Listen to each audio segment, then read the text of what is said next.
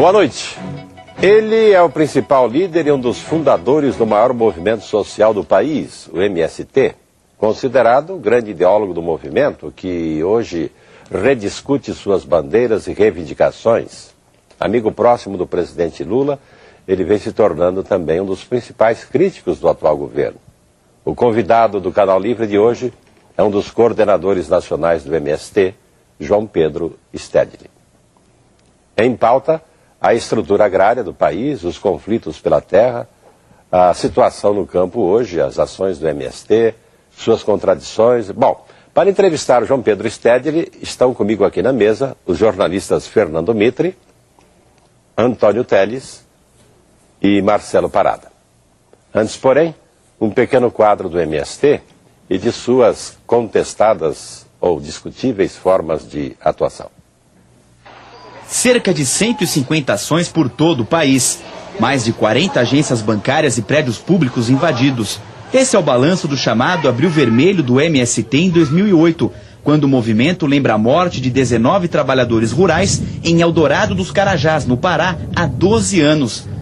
Garimpeiros ligados ao movimento invadiram e bloquearam a estrada de ferro Carajás da mineradora Vale em Paraupebas, no Pará. A ferrovia permaneceu fechada durante 8 horas. Em nota, a mineradora responsabilizou o movimento pelo que chamou de um dia de crimes e terror no Pará. No mesmo dia, os sem terra invadiram 11 praças de pedágio no Paraná e liberaram as cancelas aos motoristas. As empresas que administram os pedágios alegam um prejuízo de R$500 mil. Em junho de 2006, uma das ações mais violentas. Cerca de 500 pessoas ligadas ao MLST, grupo dissidente do MST, transformaram a Câmara dos Deputados em uma praça de guerra. Nem mesmo os seguranças foram poupados. No total, 26 pessoas saíram feridas, uma delas em estado grave. Também em 2006, integrantes da Via Campesina invadiram e destruíram o laboratório da Aracruz Celulose, no Rio Grande do Sul. 37 pessoas foram indiciadas pela invasão. De acordo com a Aracruz, os prejuízos chegaram a US$400 mil. Maior movimento social do país, o MST mobiliza hoje mais de 1 milhão de pessoas e mantém cerca de 150 mil famílias acampadas em 24 estados brasileiros. Historicamente ligado ao Partido dos Trabalhadores, o movimento vive um momento de rediscussão de suas bandeiras e faz uma dura crítica à atual política agrária do governo. Stedley, no campo e na cidade, o MST, além das propriedades rurais, ele invade instalações industriais, repartições públicas, laboratórios, campos experimentais, bloqueia ferrovias, bloqueia rodovias. Isso não estaria, digamos assim, subtraindo respeito público e prestígio político do movimento e da própria causa da reforma agrária?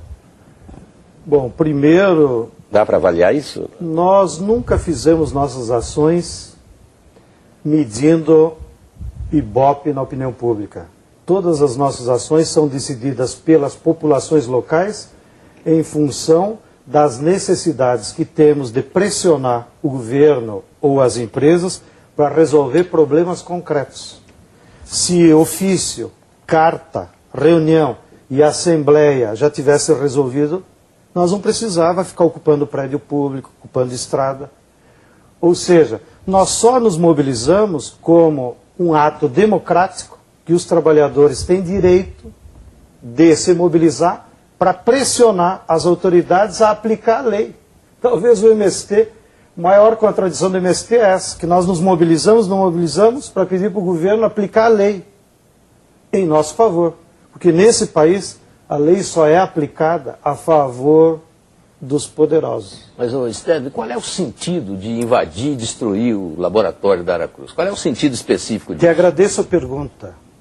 A Aracruz comprou 300 mil hectares no Rio Grande do Sul, está implantando eucalipto sem licença ambiental.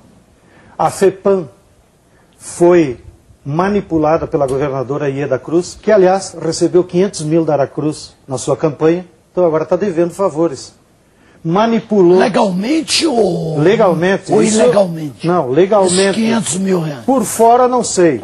Os 500 mil está lá na página do Tribunal Superior Eleitoral. Por isso que é a minha fonte.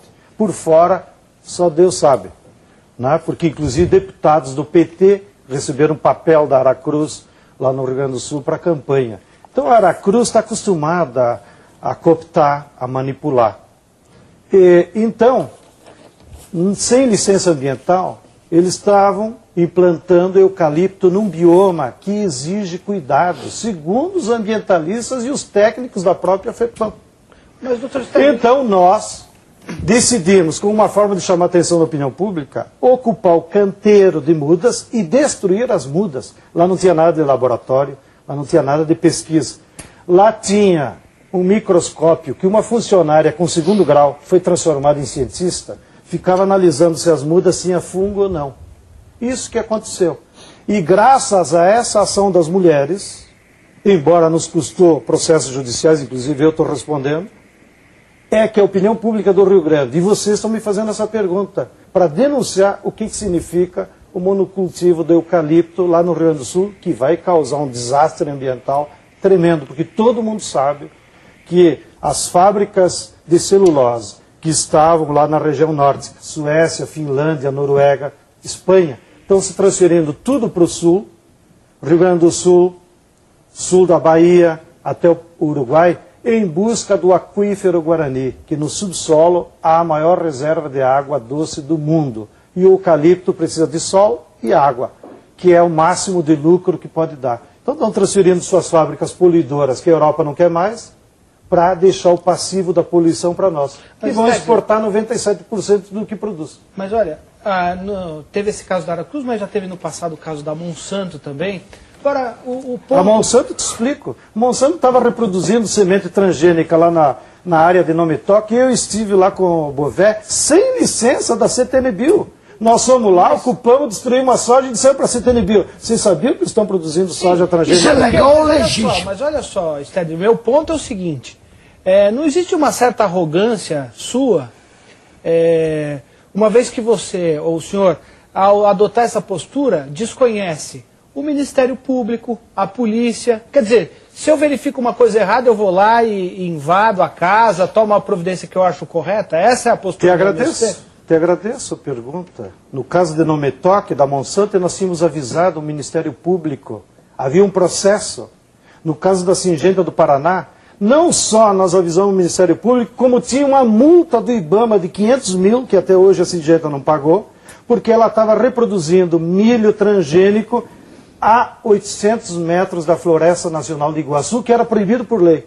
O IBAMA deu a multa e ninguém tomou providência. Só veio à tona quando nós ocupamos. Mas então, o senhor acha... é assim nesse país. Dá licença, o senhor... Pois não. João Pedro Sérgio, o senhor acha que o senhor tem um direito de dar uma resposta apenas do seu ponto de vista, aquilo que o senhor considera errado? Quer dizer, um MST, ele acha que é legal, ele não gosta de uma determinada atitude que está sendo feito, bem ou mal, com a aprovação dos órgãos de poder, aí o MST não concorda, vai lá e ataca esse órgão aí. A posição deve ser essa. Por exemplo, se alguém roubar o seu carro, o senhor acha que o senhor deve espancar essa pessoa no momento que encontre com ela? Em primeiro lugar, como eu disse antes, todas as ações que nós fizemos é porque as empresas estão infringindo a lei. Só que como elas são poderosas, elas cooptam às vezes até o Poder Judiciário, cooptam as autoridades e fazem do seu jeito. Agora, todas as vezes que elas infringem a lei e infringem os direitos do povo brasileiro, que é isso que elas estão fazendo, o MST e outros movimentos sociais, porque nós estamos sozinhos, não é que nós temos o direito de nos insurgir, nós temos o dever. Porque se nós não fizermos isso, ninguém mais faz. Vou dar um outro exemplo aí, apareceu na reportagem que nós abrimos o pedágio.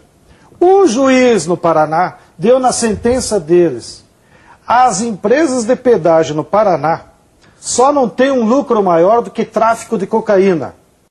E fica por isso mesmo, porque elas falseiam as planilhas de custo, compram construtoras... Mas falseiam segundo quem, senhor? Não, segundo a Justiça, porque o governo do Paraná pediu, me dá a planilha de custo que justifica o valor do pedágio. Elas falseiam as notas do custo. Então eles têm que ser objeto de um processo. Objeto do processo, só que não dá nada. No Rio Grande do Sul há uma CPI contra os pedágios que detectou notas frias na planilha de custo. E fica por isso mesmo. Porque, então, inclusive, lá no Rio Grande do Sul, a imprensa fica quietinha. Não sei por que motivo. Então, se o MST não faz manifestações contra o pedágio, essa é a questão. Nem ninguém fica sabendo. Aí que eu pergunto, quer dizer que o MST, na verdade, ele assume o poder de polícia. Diante da ineficiência das autoridades e da injustiça aos olhos do MST, ele se arvora em poder de polícia. Nós não queremos assumir nem o poder de justiça, nem de polícia. Mas o senhor acabou de descrever isso. Nós assumimos o poder, o direito, aliás, que a população brasileira tem de se manifestar sempre que assistir a alguma injustiça. Mas não isso é um direito de está na Constituição. Mas os métodos, Sr. Stélio, os métodos o senhor não discute. O método de mobilização social? Mobilização social é mobilização social. A invasão de propriedade, a invasão de hidrelétricas, isso tudo, isso é um método muito discutível e condenado pela maioria da população. O senhor sabe disso. Vamos por partes. Como diria o Jack. Vamos. Primeiro, Jack quem? O estripador, precisa explicar. Primeiro, nós não fizemos invasão. Invasão é uma expressão do Código Penal quando você quer praticar esbulho possessório contra a propriedade de alguém. Nós fizemos ocupação.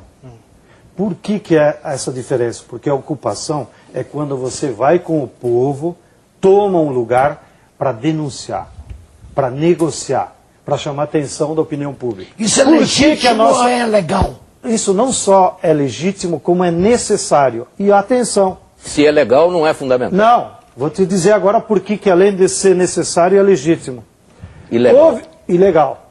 Houve um processo... Legítimo, legal? Legítimo e legal, e vou dizer agora por quê. Houve um processo em uma das ocupações do movimento que correu todas as barras dos tribunais até chegar no Superior Tribunal de Justiça. E lá, numa plenária de desembargadores, o então desembargador ministro Sernichiaro lavrou uma sentença que virou jurisprudência que diz o seguinte: ocupações de terra ou de prédios públicos feitos por um movimento social para denunciar alguma injustiça ou a morosidade da reforma agrária não são um crime, como são um direito de manifestação desses trabalhadores. Pelo que o senhor disse, movimento social. Mas nós estamos falando em invasão de propriedade, por exemplo. Era o que se tratava. Era um processo em que o movimento havia ocupado um latifúndio. Então, essa sentença gerou jurisprudência. É por isso, até para o telespectador saber, que nenhum juiz pode decretar prisão quando as massas ocupam algum lugar para protestar. Porque isso é direito de manifestação. Se não fosse essa sentença do Sernichiaro, os juízes lá a nível local poderiam pedir a prisão de todos nós. Então, é legal, por uma jurisprudência da maior corte do Brasil, que o povo brasileiro tem direito a se manifestar contra uma injustiça, ocupando prédio público ou uma fazenda, sempre quando essa ocupação for para denunciar e exigir a aplicação da lei. Isso faz parte do texto legal ou é o parecer de um determinado juiz ou desembargador que o senhor está interpretando como a palavra final que define a legalidade de um ato? Não é bem a minha praia, mas nesse caso que eu me referi, é uma sentença em última instância da maior corte do Brasil, que é o Superior Tribunal de Justiça. Então, segundo os advogados, quando a corte dá uma sentença judicial, ela se transforma em jurisprudência para outros casos similares. É isso. Por isso que a sentença do então desembargador Sernichiaro, que hoje é aposentado, adquiriu tamanha relevância, porque ela é a base para as decisões dos outros juízes. Mas eu quero dar mais um exemplo para vocês entenderem como é. A Vale do Rio Doce e a Camargo Corrêa estão construindo uma hidrelétrica em Estreito, no Rio Tocantins. Não tem impacto ambiental, não respeitaram o planejamento para... Tem impacto ou não tem? Imagina tu fazer uma barragem no Rio Tocantins. Vai desalojar 18 mil pessoas, entre eles 3 reservas indígenas, 3 assentamentos do MST que estão lá há 10 anos, Até fazendeiros vão perder a terra. Não tem impacto nenhum, tem uma ação movida pelo Ministério Público Federal. Está lá para o juiz de Imperatriz. Atenção, aproveito. Atenção, senhor juiz federal de Imperatriz. Está na hora de julgar, né? Está sentado em cima de um processo movido pelo Ministério Público Federal, exigindo um plano de impacto ambiental da hidroelétrica de Estreito. Bem, essas populações que vão ser desalojadas, ninguém foi lá falar com eles, não sabe para onde vão, estão lá há anos, no caso dos índios, há milhares de anos, no caso dos nossos assentamentos, há 10 anos. E evidentemente que essas populações não precisam esperar por ninguém. Elas ocuparam o canteiro de obras para dizer, pelo amor de Deus, alguém vem aqui defender o nosso direito. Mas eu volto então àquela pergunta que eu lhe fiz. Se alguém fizer um dano numa propriedade sua, por exemplo, o seu carro, o senhor se acha no direito? Não, porque aí... a polícia não age de ir lá prender o indivíduo e espancá-lo. Me desculpe, Thales, mas você está confundindo as bolas. Uma coisa é o direito individual, que não dá a ninguém o direito de agressão. Eu estou falando aqui de um movimento social que mobiliza milhares de pessoas por um tema público. Claro que se alguém tem o carro afetado por outra pessoa, deve chamar a polícia. Mas a polícia não age. Bom, esse é problema deles dois. Mas Eu queria ordem aí. Eu queria. Mas na sua exposição nós temos aí, Mitre, um elo perdido. Qual é a função do governo Lula, que é um governo, digamos assim, de bandeira social, nesse processo todo? Tu quer que eu fale mal do governo? Escolha. Não, mas está devendo ainda uma conclusão da sua posição sobre o sistema legal do país. Depois nós voltamos a isso. O governo Lula é um governo de composição. Não é um governo de esquerda, nem um governo popular. Vocês, melhor do que eu, sabem que ele é fruto de uma correlação de forças na sociedade brasileira, em que gerou um governo que dentro dele tem os neoliberais, os capitalistas, os banqueiros e tem trabalhadores. Então é um governo que se move permanentemente com medidas contraditórias. Nós achamos que no caso da agricultura e da reforma agrária, prevaleceu, dentro do governo Lula, uma posição prioritária de apoio ao agronegócio e às transacionais. Portanto, isso deixa o governo Lula em dívida com a reforma agrária e com os pobres do campo. Por quê? Distribuir cesta básica no campo até pode eliminar a fome por alguns meses. E a Bolsa Família? É essa que eu me refiro. Ah, o senhor é contra a Bolsa Família? Não, peraí. Distribuir Bolsa Família é necessário como um programa emergencial e paliativo, mas ele não resolve o problema estrutural, que essas pessoas não têm trabalho nem renda. Então, completo a tua indagação. A solução para a pobreza não é medidas compensatórias como Bolsa Família ou outro tipo de coisa parecida, que eram as velhas recomendações do Banco Mundial. Você pode dar de maneira emergencial, mas o que resolve é você garantir 3 aspectos fundamentais para os pobres. É trabalho, renda e educação. O senhor acha que a Bolsa Família esvazia, de alguma maneira, o trabalho de recrutamento, por exemplo, do MST? Anestesia? Anestesia, mas não esvazia. Porque, em geral, as pessoas que se mobilizam no MST têm mais consciência política. Então, a anestesia é aqueles mais pobres que, de qualquer maneira, estão desorganizados. E o senhor está sentindo dificuldade em recrutar não, agora? A maior dificuldade que nós temos de fazer o nosso trabalho de base não vem da Bolsa Família, vem de que a reforma agrária está parada.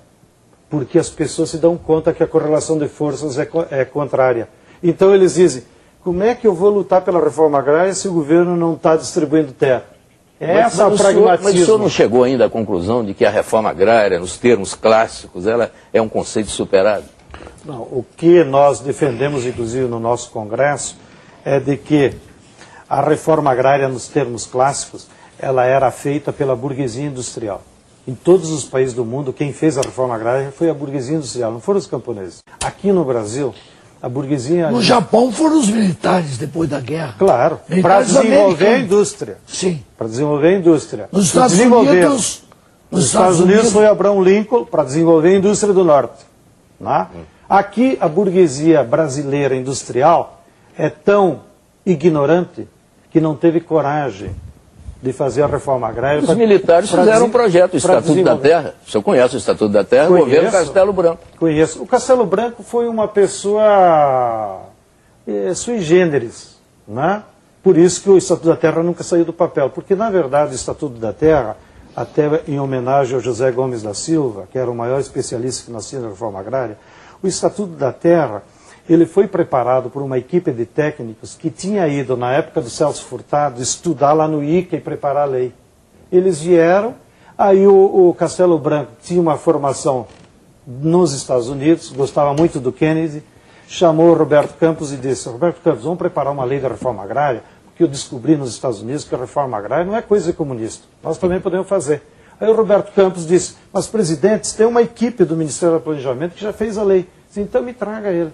E levaram. Então, a lei do Estatuto da Terra, todo mundo até hoje se pergunta, como é que uma lei progressista foi assinada por um marechal? É por causa disso. Que, na verdade, foram técnicos da época do João Goulart. Nós acompanhamos o Congresso na época, o Congresso de Viçosa, nós acompanhamos onde foi feito esse projeto e foi aperfeiçoado. Mas a pergunta é o seguinte, o senhor não acredita mais nesse sistema de distribuição de terra que está aí em discussão, isso já está superado. Eu queria saber o seguinte, o que é que o MST vai pôr no lugar, ou está pondo no lugar dessa pretensão, dessa utopia de distribuição de terra? Não é que esteja superada a distribuição de terra. Ela continua em vigor e necessária cada vez mais para tirar os pobres do campo e para evitar o êxodo rural. Agora, o que nós dizemos é que a burguesia industrial brasileira não quis fazer reforma agrária. Então, qual é o impasse que nós estamos agora do MST? É que para viabilizar de novo a reforma agrária, mesmo a clássica, nós precisamos mudar o modelo econômico. Ou seja, derrotar a atual política neoliberal. Porque no neoliberalismo, o que predomina é o agronegócio. Grandes extensões de terra, combinado com as transnacionais. Nesse modelo aí, lugar de camponês é na favela. Não, o agronegócio, desculpe, Teles, o agronegócio não exclui o pequeno proprietário. O agronegócio não exclui o pequeno. O senhor quer, por favor, definir o que significa derrotar o neoliberalismo em termos objetivos? Precisa fazer grandes mobilizações de massa no Brasil, que digam, o Brasil precisa de um projeto de desenvolvimento nacional. Mudar a política econômica atual. Então o senhor está falando em fazer uma revolução. Não estou falando de revolução, estou falando mudar o modelo econômico atual do país. O atual modelo econômico é um modelo que só interessa às empresas transnacionais e a alguns capachos brasileiros que ganham dinheiro nesse modelo. Mas quem mais ganha dinheiro são os bancos e as empresas transnacionais. É possível, nos moldes do capitalismo, se é isso que você quer perguntar, nós termos um projeto de desenvolvimento nacional que priorize o mercado interno, que priorize a distribuição de renda, que priorize uma política de emprego pleno para os brasileiros, que estanque o envio de dinheiro para o exterior e faça com que a economia brasileira, em vez de funcionar para a exportação e para os bancos, como é agora, funcione para as necessidades do povo. Mas, isso que nós queremos. O senhor condena o agronegócio, o senhor parece condenar o agronegócio. Claro que condena. Sim, mas o agronegócio pode perfeitamente conviver com a pequena propriedade, com o pequeno proprietário. Nós temos exemplos de cooperativas capitalistas, altamente capitalistas, modernas, rentáveis, do frango, em que entram muitos, mas muitos pequenos proprietários. Agora, no Paraná, por exemplo, só para completar, depois do intervalo. Só para completar, no Paraná existe uma cooperativa que abriga 13 mil proprietários, agricultores. Desses 13 mil, 85% são pequenos proprietários e estão lá trabalhando numa perspectiva altamente capitalista. O senhor é contra isso? Não, depois eu explico. Muito bem, então vamos fazer agora o nosso primeiro intervalo aqui no Canal Livre, que estamos hoje com o líder do MST, João Pedro Stedley. A gente volta em um instante. Estamos de volta com o Canal Livre, que esta noite recebe João Pedro Stedley, um dos principais líderes do MST. Stedley, você disse no primeiro bloco, quase que no encerramento da discussão, que é a favor do agronegócio, mas não do modelo do agronegócio. Sem entrar na área do modelo econômico, especificamente, qual seria o seu modelo de agronegócio? Bem, a expressão agronegócio ela é passível de tudo quanto é interpretação. e sem querer desmentir o companheiro Mitre. Mitre, mas ele usou um conceito que na verdade se refere à agroindústria. Nós somos completamente a favor da agroindústria. Só somos contra a agroindústria da multinacional, que faz com que o frango consumido em Belém vá em carretas desde Concórdia até lá. Por que não ter agroindústria nos assentamentos do Pará? Será que os paraenses não sabem criar frango? Né? Isso que faz a Nestlé levar leite da Minas Gerais para Porto Velho. Será que os companheiros que vivem na Rondônia não sabem criar gado de leite? Claro que sabem. É que a agroindústria está concentrada. E isso nós somos contra. Agora, o conceito sociológico de agronegócio não tem nada a ver com a agroindústria. Agronegócio, se tu vai lá no Aurélio, claro, é toda operação comercial com algum produto agrícola. Como de vez em quando o Chico Graziano fala. Mas não é disso que se trata. João Pedro Sérgio. O agronegócio é um modelo sociológico que define a exploração agrícola baseada em grandes extensões de terra, monocultoras, dedicada à exportação e com uso intensivo de agrotóxicos e mecanização.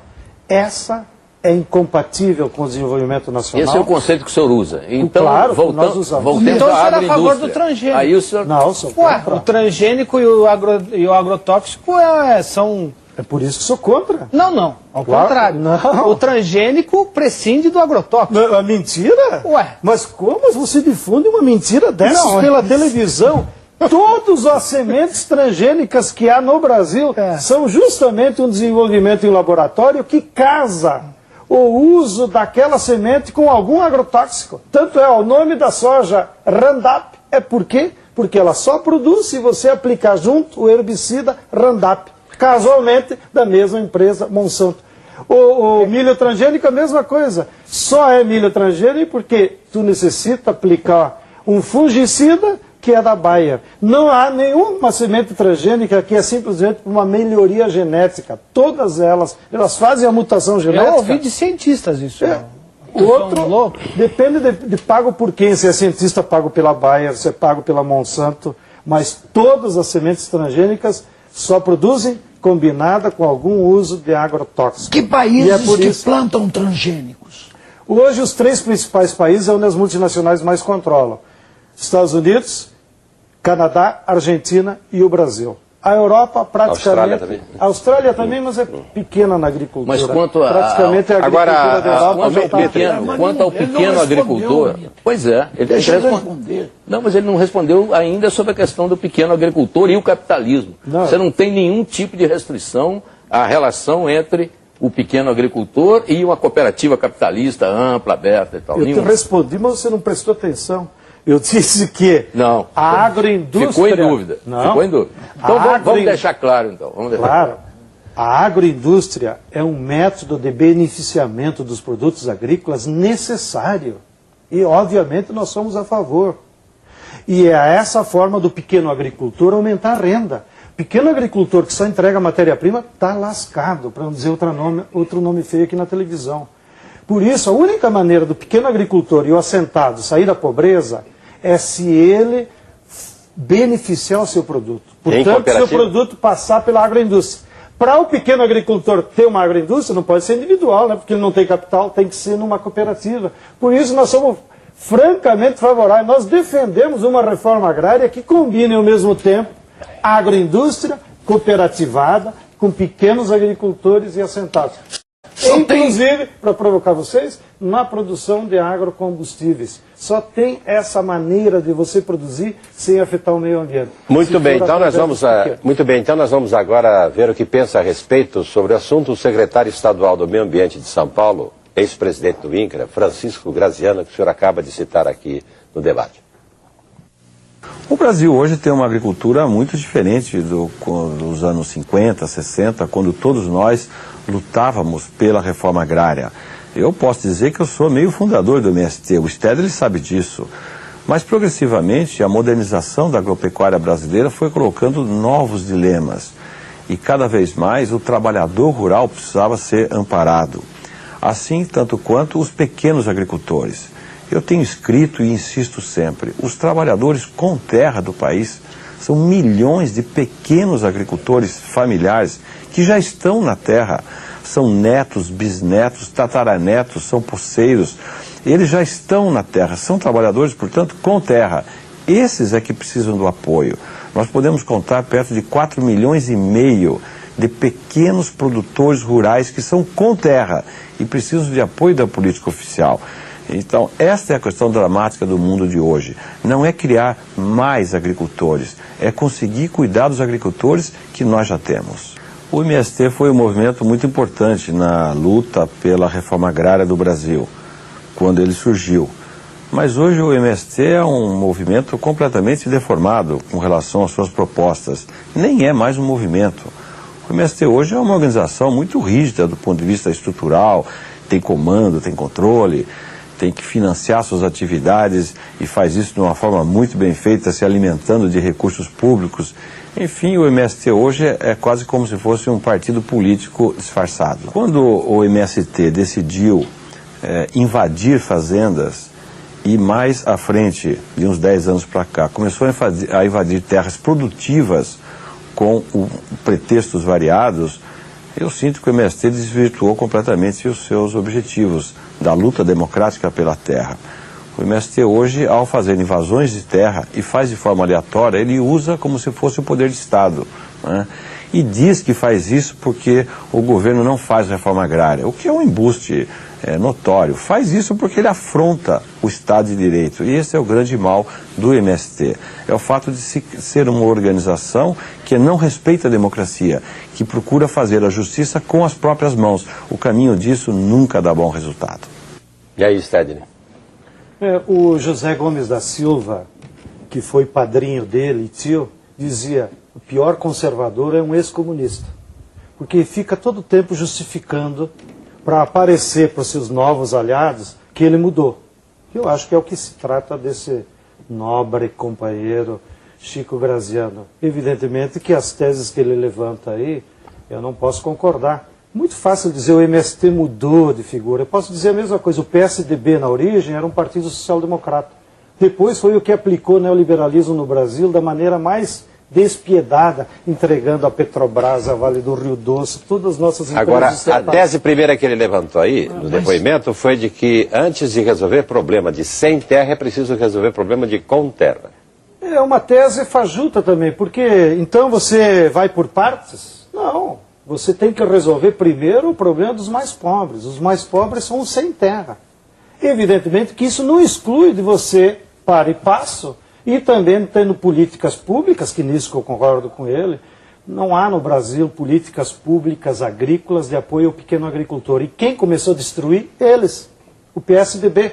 Foi durante o PSDB que acabaram com todas as políticas agrícolas públicas. Acabaram com a Embrater, acabaram com a Cibrazen, acabaram com a Conab, acabaram com todos o sistema de preços mínimos que tinha. E agora vem dizer que o pequeno agricultor não tem apoio. Eles são os responsáveis. Sim, mas ele disse que o MST trabalha afrontando a lei, atinge os seus objetivos através de políticas de desrespeito ao poder do Estado.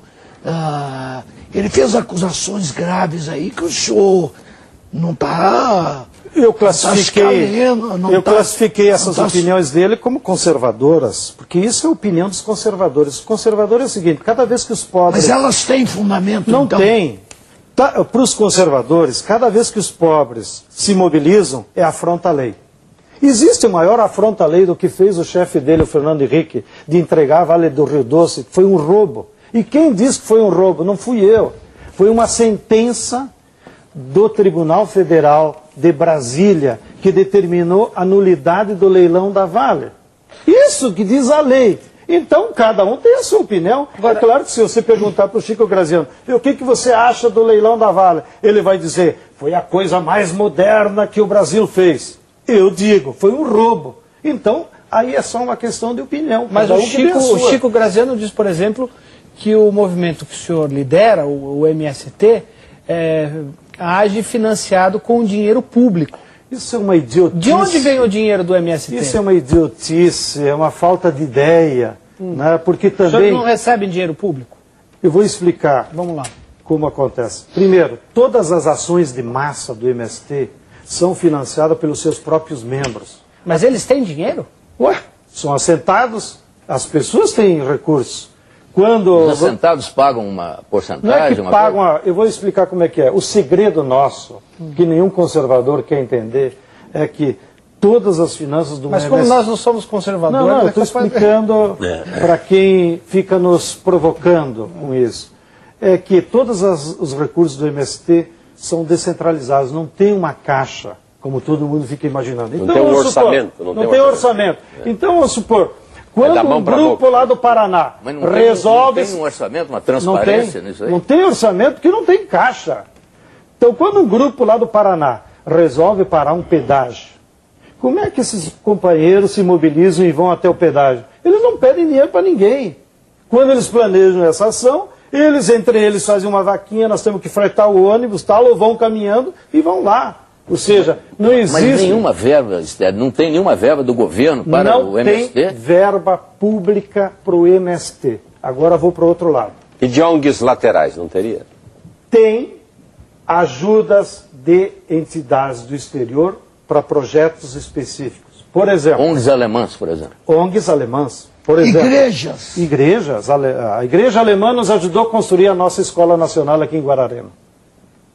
Está lá. E isso nós prestamos conta para o Banco Central. O dinheiro vem pelo Banco Central. Não há problema nenhum. Mas isso não é ajudar o MST como mobilização. É construção de uma escola. Tem uma outra ONG da Noruega que ajuda a pagar os nossos advogados.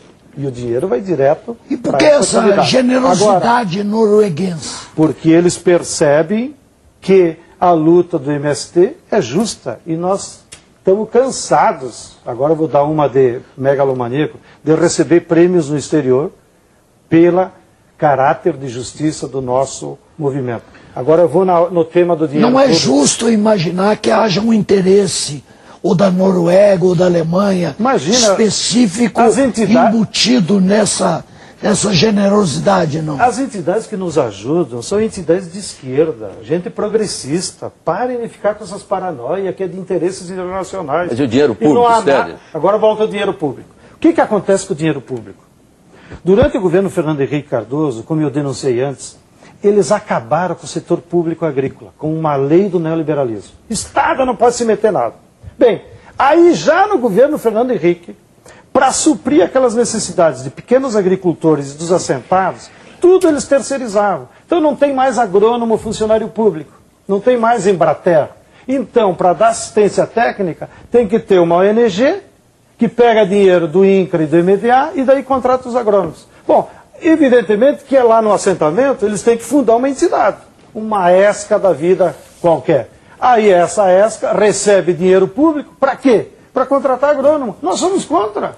Nós queremos que os agrônomos sejam da Emater e que o serviço público de assistência técnica. Mas não tem, então nós nos obrigamos a que essas entidades peguem dinheiro público. Bom, aí o que acontece? Aí aparece lá no CIAF um monte de entidades ligadas à reforma agrária. Não só do MST, das federações, da CONTAG, da FETRAF, que recebem recursos públicos carimbados para assistência técnica, para comprar alimentos, para não sei o quê. Aí aparece como se o MST recebesse dinheiro público. Nós desafiamos alguém provar que o MST, como movimento de massa, recebe dinheiro público. Aí nós pagamos a conta por essa... Sim, mas o senhor pessoalmente tem que se deslocar. O senhor se dedica ao seu movimento, tá certo? O senhor deve receber. O senhor não recebe alguma coisa do MST para viver? Como é que o senhor vive? O senhor tem casa, o senhor tem família, o senhor tem que... Agora, a atividade do MST, de vez em quando, o assentamento para o MST é fita de chegada ou um tiro de partida? Porque parece que a infraestrutura inexistente nos assentamentos exigiria, num cálculo assim meio rasteiro do INCRA, 12 bilhões de reais para resolver os assentados. Com verdade, energia, há um passivo de infraestrutura nos assentamentos muito grande. Agora, nós não gostamos de ficar quantificando dessa maneira. Não precisa transformar um assentamento num paraíso, onde tudo seja bonitinho, cheio de obra pública. Basta o fundamental, escola, luz elétrica e o principal que eles não fazem, que é uma agroindústria. Porque daí a agroindústria gera renda e paga o investimento. Né? Então, o que nós estamos mais preocupados é discutir um outro modelo de assentamento, do que simplesmente ficar dizendo, não, o governo tem que botar asfalto, tem que... Isso aí é... Qual outro modelo? Qual outro modelo? Um modelo inovador? É esse modelo que eu estou te dizendo. Esse aí. De que já tá sendo você tem que distribuir terra, mas ao mesmo tempo combinar com a agroindústria e combinar com a educação. Essa é a fórmula que pode tirar o assentado da pobreza. Só entregar, botar ele em cima da terra, não resolve o problema nenhum. Muito bem, o Canal Livre faz mais uma parada. A gente volta daqui a pouco com um dos coordenadores nacionais do MST, que é, na verdade, o guru do movimento, João Pedro Stedley. Estamos de volta para o último bloco do Canal Livre, que hoje recebe o coordenador nacional do MST, João Pedro Stedley. Mas antes nós vamos ver a opinião do sociólogo e professor de políticas públicas da Universidade Estadual do Rio de Janeiro, Emir Sader. O Brasil não teve reforma agrária nunca. Então não tem autossuficiência alimentar, não tem grande produção agrícola, tem aglomerado enorme de gente nas cidades que vem porque não tem forma de sobrevivência no campo. Então é uma questão que abrange o modelo de sociedade que a gente tem, que o Brasil nunca resolveu. E eles tem 1 milhão de pessoas assentadas no campo, funcionando, trabalhando, etc. É muito, mas é pouco para as dimensões do que o Brasil precisa. O Brasil tem o maior território cultivável no mundo e não deveria ter um problema de sem terra, porque tem uma quantidade enorme de terras improdutivas. E a isso se soma terras que não são improdutivas, mas que na verdade tem uma produção que deteriora a terra, que é voltada só para exportação, dá um caráter de agricultura de exportação à economia brasileira, que é negativo. Então se torna uma questão mais grave ainda do que no passado. É um dos movimentos históricos mais importantes do Brasil, que resgatou a organização das pessoas menos protegidas do ponto de vista de direitos. Né? Mesmo a sindicalização getulista não abrangeu o pessoal do campo. Então é um movimento mais recente, mas que resgata não só para a cidadania, para os direitos, para a sobrevivência econômica e, além do mais, para a educação. O MST alfabetizou mais gente no campo do que todos os planos de movimentos de ministérios de educação no Brasil. Então eu acho que é um movimento de promoção de cidadania fundamental. Bom, você deve ter adorado o que o professor me falou, eu não vou pedir para você comentar. Eu queria fazer uma outra pergunta sobre o horizonte do MST. O que o MST quer? Além da terra, além da distribuição de terra, o que mais? Existe nessa perspectiva do MST um regime político? E por falar nisso, qual o regime político que te agrada mais? Dê o exemplo de um líder no poder hoje no mundo que você apoie e goste. Só para a gente saber aonde você quer chegar. Primeiro, já falei antes, o nosso horizonte é que a reforma agrária está bloqueada no Brasil por conta do atual modelo econômico. Nós temos que discutir um outro projeto de desenvolvimento nacional. Se eu fosse o Johnny, dono da Band, transformaria o canal da Band num palco permanente de debate de temas nacionais, porque a própria imprensa brasileira esconde os problemas nacionais e não quer mais discutir um projeto de desenvolvimento nacional. Então, na economia, o nosso projeto é esse. Não há formas de você resolver o problema dos pobres no Brasil se não mudar o atual modelo. Na política, o que tem aí é uma hipocrisia. Nós precisamos construir um regime político de verdadeira democracia participativa. Nós, junto com outras ONGs, entidades, com as igrejas, com a OAB, estamos discutindo um projeto de reforma política, assessorado pelo nosso grande jurista Fábio Comparato, porque nós precisamos mudar as regras dessa falsa democracia que há no Brasil. Mas que democracia verdadeira há no mundo que te agrade? Não precisa ficar comparando com os outros países. Só como referência. Não. Cada país constrói o seu próprio regime de acordo com a correlação de forças das classes sociais que tem no seu país. É uma besteira ficar se comparando. Não, vocês querem ser igual a Cuba, vocês querem ser igual a Venezuela. Não tem coisa igual uma coisa com a outra. Mas eu posso perguntar o que você acha das Farc, por exemplo? As Farc, elas se desviaram completamente do seu objetivo original, que era denunciar a ditadura que eles tinham se criado. Mas começaram fazendo a reforma, propondo a reforma agrária. Eles queriam mudanças gerais da Colômbia, né, que estava sob ditadura. Não é uma rota parecida com a do MST? Não tem nada que ver. Muita gente conservadora lá no início do MST. Eu me lembro quando eu estava na encruzilhada natalina em 81, o então governador, que era imposto pelos militares, o Amaral de Souza, dizia: isso aí é um germe da guerrilha no campo, isso é financiado. Na época, o ditador defenestrado era o Jaruzelski, da Polônia. Ele dizia: isso aí é financiado pelo Partido Comunista Polonês.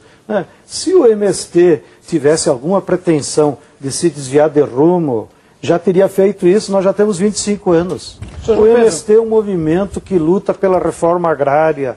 Nós organizamos os pobres do campo para que eles tenham consciência do seu direito e lutem para ter terra. Agora, só terra não resolve. Precisa combinar com educação e com a agroindústria. O senhor me permite, o senhor é uma pessoa muito presente nos noticiários por conta das invasões e tal, mas o senhor é uma pessoa pouco conhecida.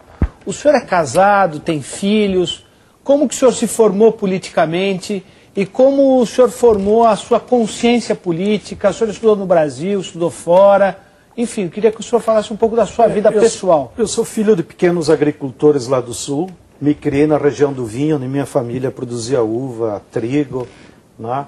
E fui formado na minha juventude pelo trabalho de consciência da Igreja Católica. Por isso que assim que me formei em economia, já no meio da economia... O senhor se formou no Rio Grande do Sul? Me formei na PUC do Rio Grande do Sul. E já a minha militância sindical começou nos sindicatos de trabalhadores rurais, na região da uva.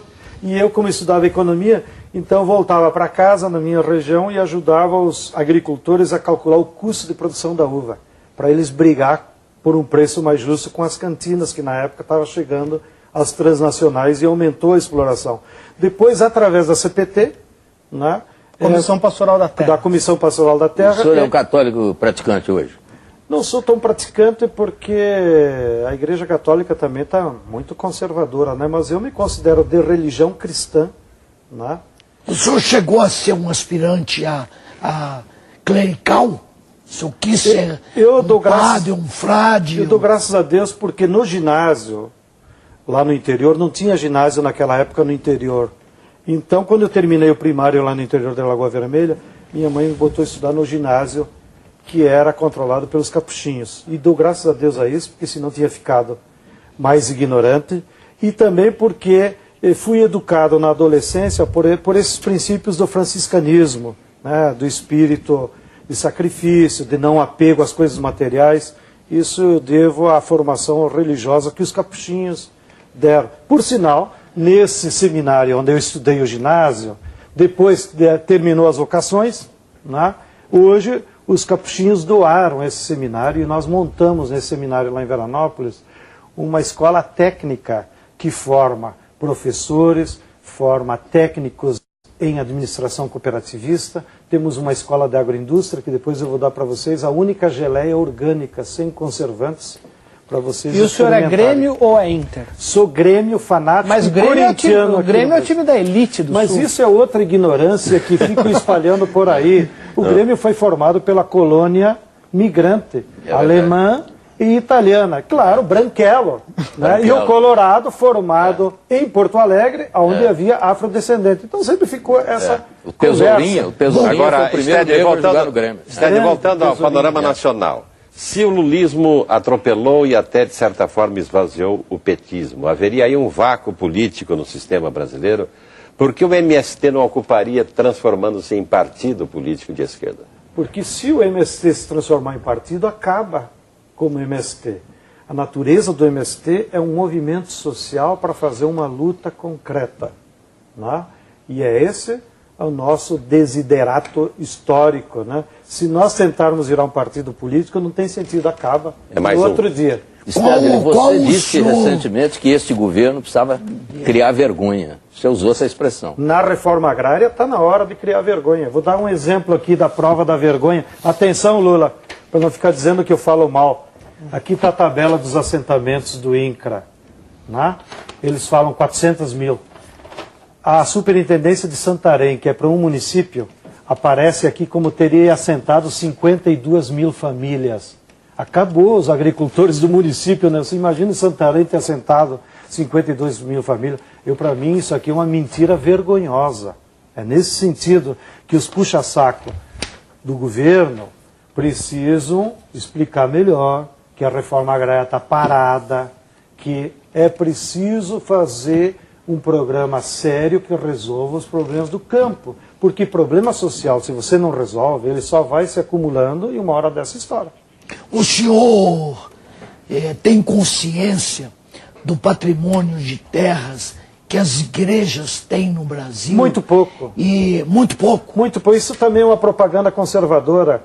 Aparece lá no IBGE que as igrejas têm uns 300 mil hectares, mas está dividido nas áreas de cemitério, de tal. Parece que só uma diocese do Piauí é que tem 14 mil hectares, que um daqueles fazendeiros deu para o santo, né, de herança, daí fica para ele. A igreja, se alguém quiser falar mal da igreja, a igreja no Brasil não foi como na Europa, que de origem feudal acumulava patrimônio em terras. A igreja no Brasil acumulou seu patrimônio em colégios. Né? Então, se alguém quiser falar mal da igreja, ataque o sistema de ensino privado. Mas a igreja no Brasil não tem terras. Então, quem tem terra no Brasil são as transnacionais. Os números do IBGE são falsos. Não, eles existem. Mas é só 300 mil hectares, ou seja, é uma merreca. A igreja, esses 300 mil hectares são divididos em 1 hectare aqui, outro hectare em tal paróquia, e com raras exceções, como eu disse, uma que outra diocese tem uma fazenda que recebeu de herança de algum fazendeiro, que ao morrer deixou para um santo. Daí, pela legislação brasileira, se o fazendeiro deixa no seu testamento que eu quero deixar para Santo Antônio, os juízes transferem essa propriedade para a igreja. Mas isso são raros casos, dioceses que tenham fazendas. No mundo dos sonhos do MST, como fica a liberdade de imprensa? No sentido da liberdade tal como nós temos hoje. O senhor acha que ela é adequada, não? Me desculpe, mas hoje nós não temos liberdade de imprensa. Então, como que funcionaria? Hoje o que nós temos é 7 grupos, faz e desfaz e diz o que querem. Né? Então, como a seria? Globo vive mentindo na televisão e ninguém tem o direito de rebater. Quantas vezes eles me chamaram de tudo quanto é nome e me dão o direito de defesa? Eles não deram direito. Nunca deram. O senhor nunca foi a... Nunca deram. Né? Veja a mesma coisa, nós entramos com processo várias vezes, para ver se a justiça dá o direito de responder, porque eles te chamam de qualquer coisa e vira a verdade deles. O Brasil precisa de uma ampla reforma nos meios de comunicação que garanta a que não só quem tem poder econômico, mas que os sindicatos, as entidades, qualquer associação possa botar seu jornal, sua televisão, para que a população... O senhor tem um exemplo de algum país que fez isso, que o senhor considera adequado? É muito difícil, porque hoje no neoliberalismo a imprensa está combinada com o poder econômico. Sim, mas fora do neoliberalismo, algum regime, algum partido fez? Infelizmente nós não temos nenhum exemplo positivo hoje. Mas isso não significa que seja o melhor. Mas o senhor não é a favor, por exemplo, de partido único, de uma imprensa ditada pelo Estado? Não sei de onde tu tirou essas ideias. Não, estou perguntando para o senhor. Imagina, quanto mais liberdade de ideias, melhor para qualquer civilização. Ainda nessa seara, Stedley, parece que você está montando uma parceria com o Greenpeace, quer dizer, o MST está montando uma parceria com o Greenpeace para a edição de um periódico sobre a Amazônia. A que público se destina? Seria mais de 1 milhão de exemplares? Te agradeço. A Amazônia corre um sério risco. E vocês trouxeram aqui o general Heleno. Quem ameaça a Amazônia não é os povos indígenas, que são os grandes zeladores da Amazônia. Quem ameaça a Amazônia é as grandes empresas transnacionais, é a Vale do Rio Doce que está roubando todo o minério que, pela Constituição, é do povo e eles estão privatizando. Isso que ameaça a Amazônia. Então, e agora o governo Lula caiu nessa besteira de editar uma medida provisória que vai regularizar a grilagem de terra até 1.500 hectares. Eu passo. Né? Então, nós nos unimos com o Greenpeace para fazer uma campanha nacional em defesa da Amazônia. E vamos editar 1 milhão de exemplares, mais que puder, para informar a opinião pública das cidades do perigo que a Amazônia está sofrendo com o avanço do capitalismo internacional que está tentando tomar as nossas riquezas. As áreas indígenas devem estar livres de acesso no Estado brasileiro? O Estado brasileiro é o dono das áreas indígenas. Uma área indígena é de patrimônio da União. Se alguém tem algum problema que acha que os índios fazem o que querem, eu defendo a tese. Bote o quartel do Exército lá dentro. Estão preocupados com o que vai ser a Raposa da Serra do Sol? Bote 2 quartéis do Exército lá dentro da Raposa do Sol, termina a confusão. Agora, o que não pode ficar defendendo é que os índios são uma ameaça à soberania nacional. Ao contrário, os índios são os que zelaram pela Amazônia todo esse tempo. Nós devíamos estar pagando, graças a Deus, por eles existirem. O número de ONGs que anda por ali é um número absurdo. Sou contra. O que o senhor acha disso? Sou contra. Mas quem que leva essas ONGs lá para dentro? O neoliberalismo. Por que a FUNAI não assume o seu papel de prestar assistência médica, de prestar assistência aos povos indígenas? Na ausência do Estado, o neoliberalismo leva as ONGs. Aí vem com essa lero-lero de que as ONGs são uma ameaça. Quem que botou lá dentro? Quem botou lá dentro é esse sistema. Não? Então, o que precisa é mais presença. Quer dizer, o certo seria barrar o ingresso de qualquer tipo de ONG lá dentro? Claro. Inclusive as missões religiosas? Não, aí quem decide é os povos indígenas. Se eles acharem que eles precisam de uma assistência religiosa, eles é que devem decidir. Agora eu digo, a presença de ONGs que vai lá para assistência médica, para não sei o quê, isso aí é lamentável. Porque isso aí quem deveria fazer é a FUNAI. Mas a FUNAI é uma tapera velha que não tem dinheiro para pagar os seus funcionários. Mas, senhor Stedley, o senhor imagina que a Amazônia hoje corre o risco de, num determinado momento, ter uma invasão efetiva sobre o seu território de uma potência estrangeira, como ficou expresso há 2 semanas atrás num editorial do New York Times? Eu acho que o maior problema da Amazônia não é uma invasão militar estrangeira. O maior problema da Amazônia já está acontecendo, que é a invasão do capital estrangeiro. E esse vem sorrateiro, sem ninguém se dar conta. Lá estão as madeireiras estrangeiras explorando a nossa madeira. Por que não proíbe a exportação de madeira? Nós precisamos exportar madeira, francamente. Proíbe, mas ninguém fala nisso. Por que não proíbe da siderúrgica chinesa botar em São Luís? Nós precisamos ter siderúrgica chinesa na Amazônia? Isso é capital estrangeiro, mas isso ninguém fala nada. Por que precisa botar hidroelétrica no Rio Madeira, em Giraal? Para quê? Para transformar a bauxita que vai para o Canadá?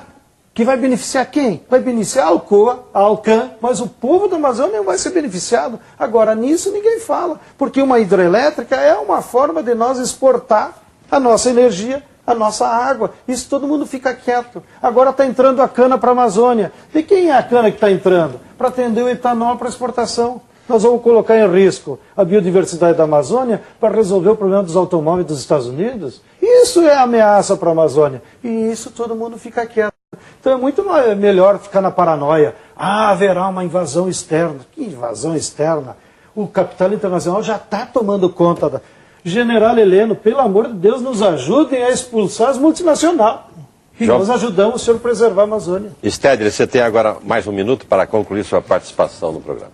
Eu agradeço a generosidade de vocês e as perguntas picantes que me ajudaram a explicar para os telespectadores como é que funciona na prática o MST. Não falamos do vinho do MST. E os graves problemas que nós temos na agricultura brasileira, que vem sendo cada vez mais desnacionalizada, sob controle de algumas empresas transnacionais que vêm aqui nos explorar, nos recursos naturais, levam para fora a riqueza e nós ficamos com o passivo ambiental, ficamos com o desemprego, ficamos com a pobreza e eles levam a riqueza. Mas eu estou convencido de que em breve o povo brasileiro vai se dar conta desses embustes, nós vamos ter um novo período de reascenso do movimento de massas para nós construir um outro projeto de desenvolvimento nacional. O Canal Livre termina por aqui. Nós agradecemos a participação do coordenador nacional do MST, João Pedro Stedley, no programa. A todos também o nosso muito obrigado pela audiência e uma ótima semana. A gente se vê no próximo domingo. Até lá e boa noite.